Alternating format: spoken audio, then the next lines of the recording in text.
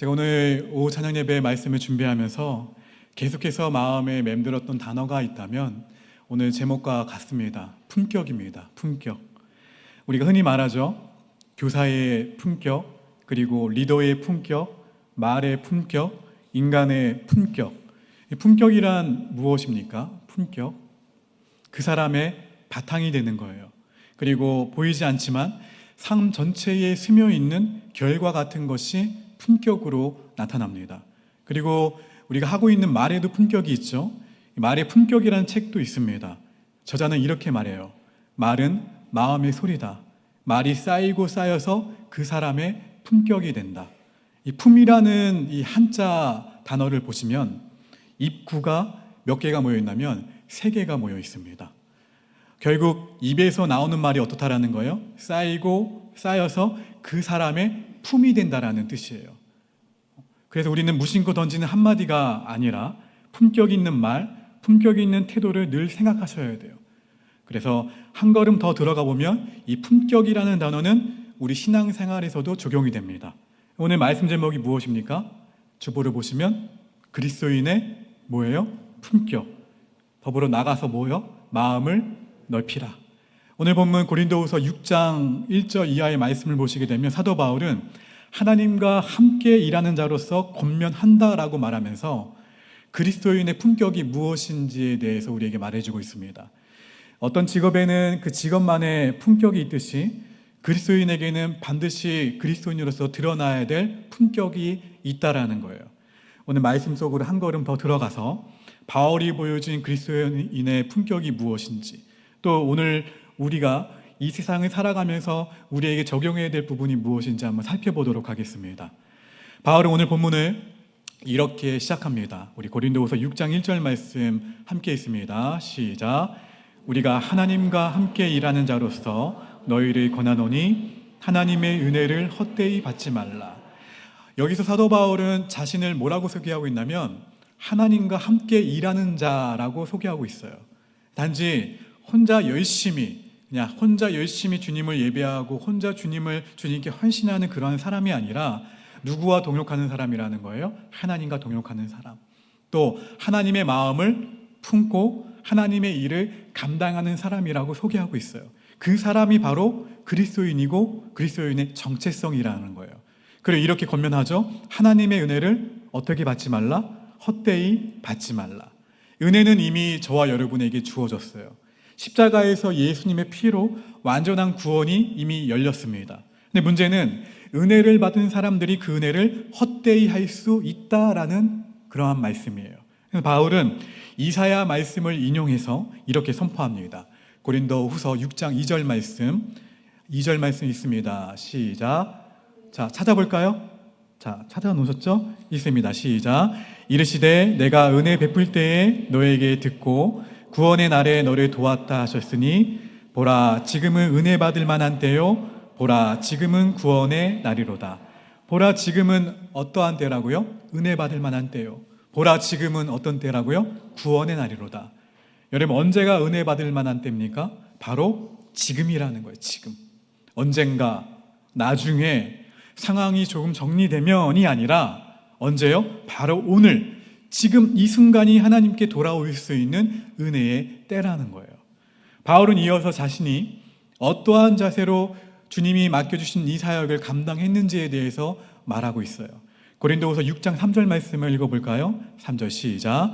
우리가 이 직분이 비방을 받지 않게 하려고 무엇이든지 아무에게도 거리끼지 않게 하고. 중요한 단어는 뭐냐면 거리끼지 않게 하고요. 거리끼지 않게 하고. 바울이 붙잡았던 기준은 명확했습니다. 바울은 자기에게 맡겨진 복음 사역에 방해를 받지 않기 위해서 어떠한 사람에게나 어떠한 일에도 거리낌을 주지 않으려고 했다라고 말하고 있어요. 바울은 하나님의 일꾼답게 처신을 했죠. 우리 고린도후서 6장 4절 말씀 읽어봅니다. 시작. 오직 모든 일에 하나님의 일꾼으로 자천하여 많이 견디는 것과 환난과 궁핍과 고난과. 내 행동 때문에, 나의 태도 때문에, 내 감정 때문에 바울은 복음이 비방받지 않도록, 그러니까 나의 모든 행동 때문에 철저하게 복음이 비방받지 않도록 철저하게 자신을 절제했다라는 거예요. 그리고 계속해서 자신이 견뎌온 고난의 목록을 나열했죠. 많이 견디는 것과 환난과 궁핍과 고난과, 이어서 4절과 5절 읽어볼까요? 시작. 오직 모든 일에 하나님의 일꾼으로 자천하여 많이 견디는 것과 환난과 궁핍과 고난과 매맞음과 갇힘과 난동과 수고로움과 자지 못함과 먹지 못한 가운데서도, 많이 견디는 것, 인내를 말하죠. 그렇죠? 환난과 궁핍, 고난, 매맞음, 갇힘, 난동, 수고로움, 자지 못함, 먹지 못함 등 바울은 이렇게 복음 사역을 감당하면서 수많은 어려움과 고난을 경험했어요. 인간적으로 보면 어떠한 인생입니까? 이렇게 당한다 보면 저주받은 것 같죠? 그렇죠? 저주와 같은 인생이에요. 그런데 그러한 가운데서도 사도 바울은 사역자로서 흔들리지 않게 지켜주었던 원칙들을 제시해주고 있어요. 깨끗함과 지식과 오래 참음과 자비함과 성령의 감화와 거짓이 없는 사랑, 진리의 말씀과 하나님의 능력으로 의의 무기를 좌우에 가지고 하나님의 영광과 하나님의 사역을 위해 이렇게 일해 왔다라고 기록하고 있어요. 이러한 모든 일에도 흔들리지 않기 위해서 어떤 것을 무기로 삼았다고요? 의를 무기로 삼았어요. 바울이 붙잡았던 의는 하나님의 의예요. 하나님의 의인데, 그 의는 어디에 나타나냐면 예수 그리스도의 십자가의 죽음과 부활에서 나타난 의를 말합니다. 십자가에서 나타난 이 하나님의 의는 세상 가치관과는 전혀 다른 가치관이에요. 이것을 깨달았던 사도 바울은 복음을 전하는 데 있어서 사람들의 평가에 아랑곳하지 않았어요. 당당하게 나아갈 수 있었다라는 것이죠.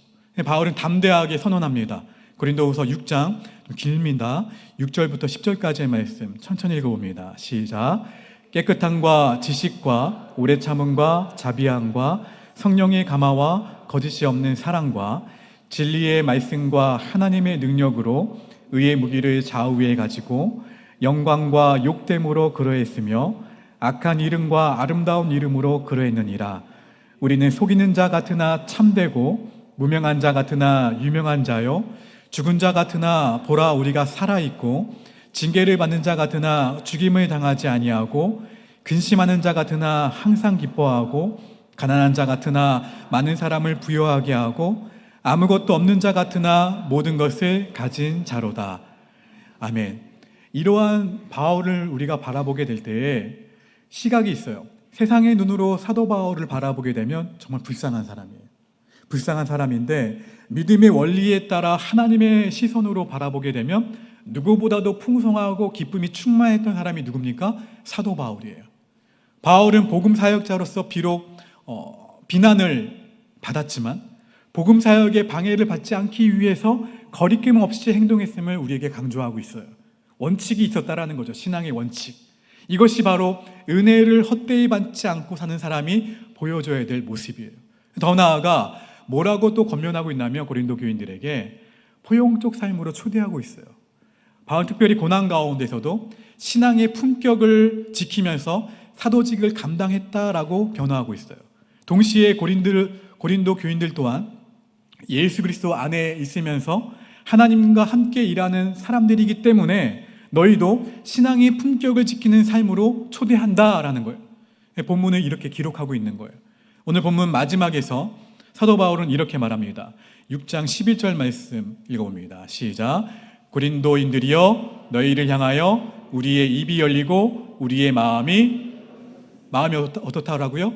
넓어졌으니, 바울은 자신의 사도권을 의심하고 있는 고린도 교인들에게 자신을 험담하고 자신에게 비난했던 고린도 교인들을 향해서 마음을 닫지 않았다라는 거예요. 오히려 우리의 마음이 넓어졌다라고 고백을 하고 있습니다. 우리 고린도후서 6장 12절과 13절 말씀 읽어봅니다. 시작. 너희가 우리 안에서 좁아진 것이 아니라 오직 너희 심정에서 좁아진 것이니라. 내가 자녀에게 말하듯 하노니 보답하는 것으로 너희도 마음을 넓히라. 바울은 말하죠. 문제는 나의 마음이 아니라 너희의 마음이 좁아진 것이다. 나는 너희를 품을 준비가 되어 있다. 이제 너희도 마음을 어떻게 하라? 마음을 넓히라. 무슨 말인가요? 바울은 고린도 교인들을 향해서 마음을 넓혀서 그리스도의 사랑이 그들을 포용하고 용납한 것처럼, 예수님이 너희를 용납하고 너희를 사랑한 것처럼 너희 고린도 교인들 또한 마음을 넓혀서 용납하라고 권면하고 있는 거예요. 우리는 그리스도인의 품격이 어디에서 드러나는지 보게 돼요. 어디서 드러납니까? 상처받았을 때 드러나요. 오해를 받았을 때 드러난다라는 거예요. 억울한 가운데 있을 때 드러나게 된다라는 거예요. 그때 우리가 마음을 닫느냐 아니면 십자가의 사랑으로 마음을 넓히느냐에서 그리스도인의 품격이 드러난다라는 거예요. 여러분, 바울이 왜 이렇게까지 자신의 고난을 길게 나열하고 마음이 넓어졌더라고 고백을 하고 있을까요? 단지 여러분, 제가 너무 힘들었어요. 나 너무 힘들었어요 라고 하소연하는 것이 아니에요. 첫 번째, 두 번째 나눠서 설명할 텐데, 첫 번째는 자신의 사도권이 사람의 추천장이 아니라 십자가의 길 위에서 증명되었음을 말하기 위해서 그런 거예요. 두 번째, 고린도 교인들도 하나님과 함께 일하는 자들로서 같은 품격을 가지고 살아가도록 초대하기 위해서요. 바울은 자신의 사역 원칙을 이렇게 분명히 소개하면서 말했죠. 고린도후서 6장 3절을 보면, 다시 보시면, 우리가 이 직분이 비방을 받지 않게 하려고 무엇에든지 아무에게도 거리끼지 않게 하고, 원칙이에요. 이어서 바울이 지탱해 준 영적인 자원들을 이렇게 소개하죠. 6절과 7절 읽어볼까요? 시작. 깨끗함과 지식과 오래 참음과 자비함과 성령의 감화와 거짓이 없는 사랑과 진리의 말씀과 하나님의 능력으로 의의 무기를 좌우에 가지고, 깨끗함, 지식, 오래 참음, 자비함, 성령의 감화, 거짓이 없는 사랑, 진리의 말씀, 하나님의 능력, 의의 무기를 좌우에 가지고 바울의 사역은 이처럼 감정으로만 버틴 사역이 아니었다라는 거예요. 말씀과 진리를 잡았어요. 그리고 성령의 도우심을 붙잡았어요.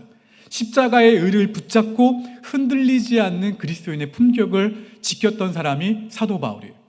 그래서 이렇게 고백할 수 있었죠. 8절과 9절을 보게 되면, 우리는 속 있는 자 같으나 어떻다라고요? 참되고, 무명한 자 같으나 어떠한 자라고요? 유명한 자요. 죽은 자 같으나 보라 우리가 살아있고.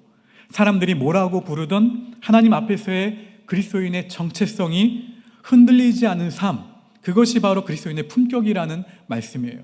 그렇다면 사도 바울이 신앙의 원칙으로 지켜왔고 복음 사역자로서의 품격을 잃지 않으면서도 지켜가고자 했던 실천이 있다면 무엇일까요? 실천. 막연한 것이 아니라 그것은 바로, 따라합시다, 그것은 바로 관용하는 삶이다. 관용이에요. 관용. 이 관용이라는 말이 무엇입니까? 남의 잘못을 너그럽게 받아들이거나 용서하는 실천을 말해요. 이것이 관용이에요. 근데 관용이라는 이 단어를 오늘 말씀에 비추어서 두 가지 측면에서 살펴볼 수가 있어요. 하나는 개인적인 차원이에요. 개인적인 차원에서 그냥 남들, 그러니까 타인과의 관계에서 나타나는 사적인 관용을 말할 수가 있고, 또 다른 하나는 사회적인 관용을 말할 수가 있어요. 공적인 관용이라고 합니다. 공적 관용. 인간은 혼자 살아갑니까? 아니죠. 옆에 있는 사람들 있죠. 그렇죠? 주위에 있는 사람들과 더불어 살아가는 거예요. 함께 공존하며 살아갑니다. 함께 공존하며 살아가는 동시에 나누어야 하는 문제들이 대두되게 되면서 이 관용이라는 문제가 수면 위에 올라요. 그래서 이웃이라는 말은 우리에게 두 가지 측면으로 공존하게 됩니다. 어떤 때는 그 이웃이 동지가 되지만 또 어떤 때는 그 이웃이 적이 되기도 해요. 이 지점에서 관용이라는 문제가 나와요. 관용이 사적인 영역에서도 대두되지만 공적인 영역에서 대두되게 되는데, 정치적인 개념에서의 관용은 권력을 쥔 정부가 노골적인 폭력이나 아니면 은밀한 강압을 고의적으로 행사하지 않고 정부의 신념에 반대되는 정치적 신념을 견지하도록 허용하는 것을 말해요. 또한 종교에 있어서 관용은 무엇입니까? 타 종교를 믿는 사람 또는 종교를 갖고 있지 않은 사람을 어떻게 하는 거예요? 추방시키거나 배제시키거나 개종시키기 위해서 폭력이나 억압을 사용하기를 거절하는 것을 의미해요. 그래서 관용은 힘을 사용하기를 거부하는 것이 아니라 힘을 사용하되 진리와 정의, 자비에 대한 관심이에요. 관심으로서 힘을 사용하고자 하는 결단을 말합니다. 근데 문제는 여기서 문제가 있어요. 어느 정도까지 관용을 베풀어야 되는가? 문제예요. 왜냐하면 우리 모두는 세상 가운데에서 함께 존재해야만 하는 사람들이에요. 그렇기 때문에 이웃과 함께 더불어가는 세상을 풍요롭게 만들어가야 되는 책임이 있어요. 세상은 우리를 그 늑대, 이리와 같은 존재로 살아가도록 부추겨요. 양육강식이죠. 근데 그리스도인들은 어떻게 해야 됩니까? 인간을 존중해야 되죠. 평화로운 세상을 만들어가는 사명을 가진 사람들이에요. 그렇다면 늑대와 이리와 같은 존재들이 가득한 삶의 현실 가운데에서 관용을 실천하기 위해서 우리가 할 수 있는 일들은 무엇일까? 무엇이 필요할까요? 그것은 바로 예수님께서 우리에게 보여주신 이웃사랑이에요. 이웃사랑이라는 이 정의를 우리가 갖지 못한다면 관용의 삶, 효과적으로 삶 가운데 나타나지 못해요. 왜냐하면 그리스도인의 관용은 이웃사랑이라는 이 정의에서 출발하기 때문에 그렇습니다. 하나님께서 저와 여러분에게, 우리에게 주신 비전은 복음으로 하나 되는 이 공동체를 이루어가는 거예요. 복음 안에서 우리가 추구하고 있는 공동체는 사람을 잡는 이리와 늑대의 관점을 초월하는 공동체를 말합니다.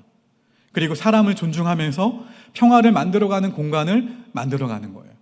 분명한 것은 평화의 공존은 관용이라는 신앙의 덕목이 없이는 생각할 수가 없어요. 그렇기 때문에 관용은 그리스도인이 갖는 마음의 태도를 말합니다. 복음적 실천의 구체적인 사례죠. 따라서 그리스도인의 관용은 그리스도인의 무엇을 나타내냐면 품격을 나타내요. 이쯤에서 관용에 대해서 한 가지 관점을 제가 다루고자 합니다. 어떤 사람들은 이 관용이라는 말로 자기의 죄를 어떻게 하냐면 합리화해요. 합리화해서 없던 일로 여기려는 입장도 있어요. 하지만 그것은 잘못된 생각입니다. 왜냐하면 관용은 무조건 없던 일로 하는 것이 아니라 죄에 대한 죄값을 치르고 반성하면서 돌이킬 때 징후를 거두고 새로운 삶을 살 수 있도록 용서하는 것을 의미해요. 그렇기 때문에 관용의 전제가 있습니다.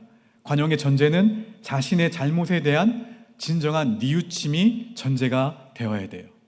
그럼에도 불구하고 우리는 끊임없이 질문하게 되죠. 어디까지 관용을 베풀어야 되나? 어디까지? 그리스도인의 관용의 모습을 잘 보여주었던 사건이 하나 있는데요. 무엇일까요? 사건 하나. 지금 대답해 주세요. 그리스도인의 관용의 모습을 잘 보여주었던 큰 사건 하나가 있어요. 십자가 사건이잖아요. 모든 인간들이 죄를 위해, 바로 모든 인간들의 그 죄를 위해 죄값을 대신 치르셨어요. 그 사실을 인정한 사람들을 용서하신 사건. 그리고 두 팔을 벌려 회개하고 돌아오는 사람들을 포용하신 사건. 모든 죄인된 인간을 관용으로 품어주신 사건. 그렇기 때문에 십자가는 그리스도인의 품격을 분명하게 보여주는 사건이에요. 이 사건에 참여하고 그 사건을 전달하는 사람들 또한 십자가의 전달자라고 불리죠. 그렇죠? 십자가의 품격을 지닌 사람들이에요. 그래요. 우리는 그리스도의 예수님의 품격을 지닌 사람들입니다. 예수님의 성품을 닮아가고자 노력하는 사람들이에요. 그리스도인의 품격을 가진 사람들답게 사역하고 있는 사람들이에요. 오늘 말씀은 우리를 관용을 베푸는 그리스도인의 품격을 가지고 사역하는 삶으로 초대하고 있는 말씀이에요. 여러분, 제가 예수님의 사건 말고 또 더불어서 구체적인 사건 하나 또 소개해 드릴게요. 말씀을 마무리하고자 합니다. 신약성경 빌레몬서 한번 찾아보세요. 빌레몬서. 거기에 보면 품격 있는 그리스도인 한 사람이 나와요. 그 사람의 이름이 무엇일까요? 빌레몬이에요. 빌레몬. 이름의 뜻 무엇인지 아십니까? 사랑받는 자라는 뜻이에요. 사랑받는 자. 빌레몬은 이 골로새 지역의 지도자였고요. 자기 집을 열어서 예배를 드렸어요. 성도들과 함께 예배를 드리던 사람이 빌레몬이에요. 그에게는 종이 하나 있었는데 오네시모라는 종이 있었습니다. 근데 어느 날 오네시모가 빌레몬의 재산을 훔쳐서 도망갔습니다. 도망갔어요. 당시 로마법에 따르면 도망간 노예는 매를 맞아요. 붙잡히면 매를 맞고 심지어 십자가형까지도 받을 수 있는 대상이었어요. 주인은 사실상 노예에 대해 사실상 생사 여탈권을 가지고 있던 사람이었어요. 그런데 도망친 오네시모가 누구를 만납니까? 감옥에 있던 사도 바울을 만나요. 사도 바울을 만나 십자가 복음을 듣고 변화가 됩니다. 바울은 그래서 오네시모를 뭐라고 표현하냐면 내 아들, 내 심장과 같이 여긴다라고 해요. 그러면서도 그를 다시 빌레몬에게 보내죠. 돌려보내면서 이렇게 편지를 써요. 빌레몬서 1장 17절 말씀 찾아볼까요? 나와 있네요. 읽어볼까요? 시작. 그러므로 내가 나를 동역자로 알친데 그를 영접하기를. 누구를요? 자기 재산을 훔쳐서 달라놨던 오네시모를 돌려보내니까 오네시모를 영접하기를 누구에게 해달라고요? 나 사도 바울을 만나듯이 해달라고. 그리고 빌레몬서 1장 20절과 21절 읽어볼까요? 오 형제여 시작.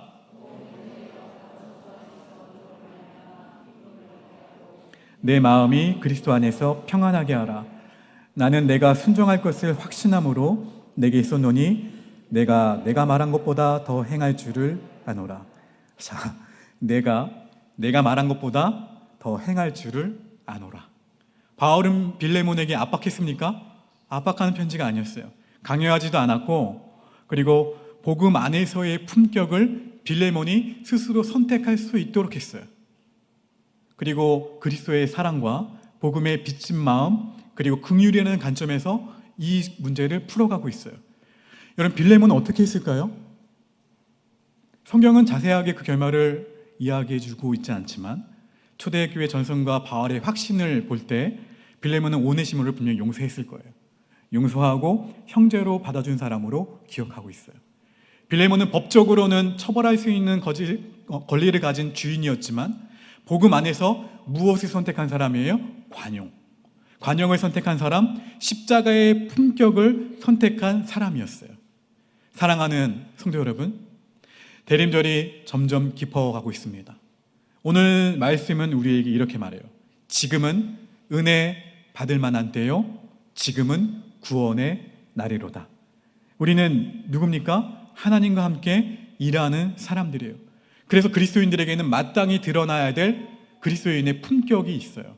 고난을 당해도 원망이 아니라 기쁨을 선택할 수 있는 품격. 손해를 보아도 진리를 포기하지 않는 품격. 오해와 비난을 받아도 마음을 닫지 않고 마음을 넓히는 관용의 품격. 바울은 사도권을 의심하고 자신을 힘들게 했던 고린도 교인들을 향해서 이렇게 고백을 합니다. 우리의 마음이 넓어졌으니 너희도 마음을 넓히라. 오늘 주님은 우리에게도 이렇게 말씀하시죠. 내가 너를 십자가로 품었듯이 너도 마음을 어떻게 하라? 넓히라.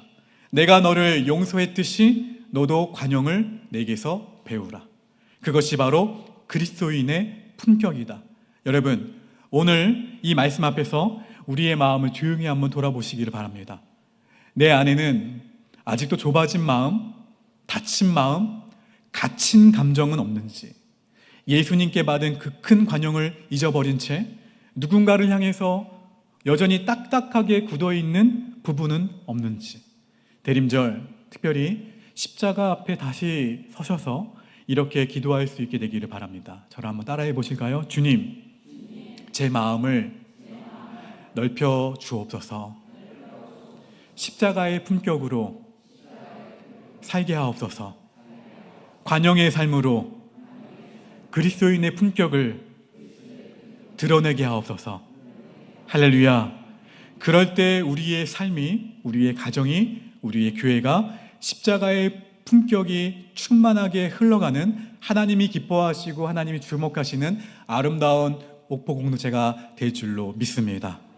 우리 함께 이 말씀 기억하시면서 찬송가 찾아보실까요? 220장입니다. 기도하겠습니다. 사랑의 주님, 오늘 우리에게 말씀으로 찾아오셔서 그리스도인의 품격이 무엇인지 다시 깨닫게 해주심을 감사합니다. 은혜를 받았으면서도 마음이 좁아지고, 은혜를 받았으면서도 섭섭함이 있고, 은혜를 받았으면서도 상처에 갇혀 살았던 우리의 모습을 고백합니다. 용서해 주시옵소서.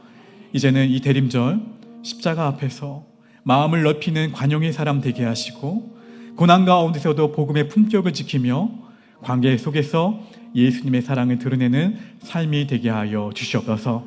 오늘 드린 결단이 오전에 드린 결단처럼 예배당 문을 나가는 순간 사라지지 않게 하시고, 가정에서, 교회에서, 일터에서 하루하루 살아내는 순종이 되게 하여 주시옵소서.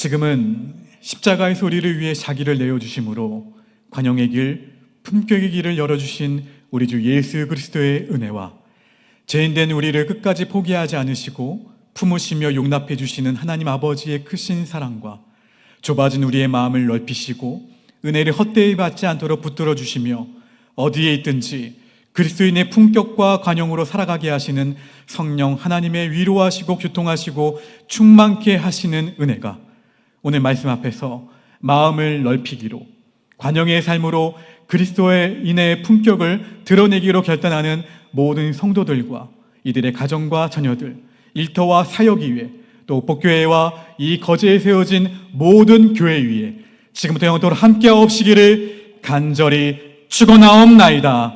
아멘.